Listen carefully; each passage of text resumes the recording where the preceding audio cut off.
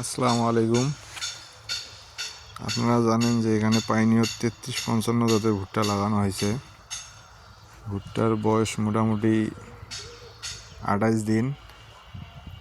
যেহেতু এগুলো ধানের জমিতে জোর থাকার কারণে এর আগে মাছ দিয়ে 2টা লাঙল টেনে দেওয়া হয়েছে।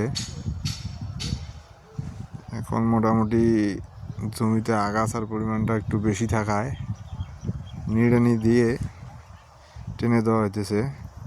মাশাআল্লাহ, মোটামুটি ভুট্টার গ্রোথ 28 দিনেই ভালো, কারণ আবহাওয়া উত্তরবঙ্গে যেহেতু প্রচুর কুয়াশা পড়তেছে, এই প্রতিকূল আবহাওয়ার মাঝেও ভুট্টার গ্রোথটা ঠিক আছে। নিড়ানি দেওয়ানোর পর 4-5 দিন জমিটাতে শুকানো লাগবে। শুকানোর পর হয়তো 10-12 দিনের মধ্যে সার দিয়ে কেল বেঁধে দেওয়া লাগবে। এখানে জমিতে পর্যাপ্ত পরিমাণে সার দেওয়া হয়েছে, কারণ আগাছার পরিমাণ বেশি থাকলে হয়তো মাটিতে যে সারটা দেওয়া হয়েছে ওই সারটা হয়তো আগাছায় টেনে নেবে।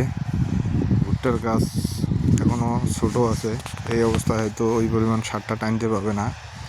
এই জন্যে জমিতে 40-45 দিন পর্যন্ত ভুট্টার বয়স সবসময় জমি আগাছা মুক্ত রাখাই ভালো। পরবর্তীতে আগাছা দেখা দিলে হয়তো আগাছা নাশক স্প্রে করলেই বাকি আগাছা নষ্ট হয়ে যাবে।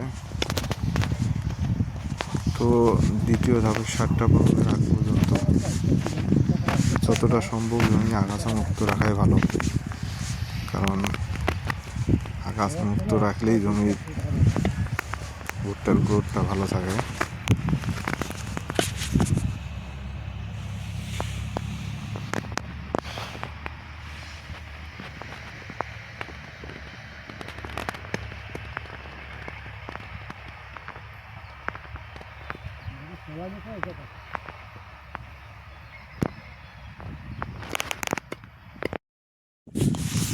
আপনারা জানেন যে এখানে পরীক্ষামূলকভাবে জমির কিছুটা জায়গায় ডাবল সারিতে রোপণ করা হয়েছে। মোটামুটি ভুট্টার গ্রোথ ভালো।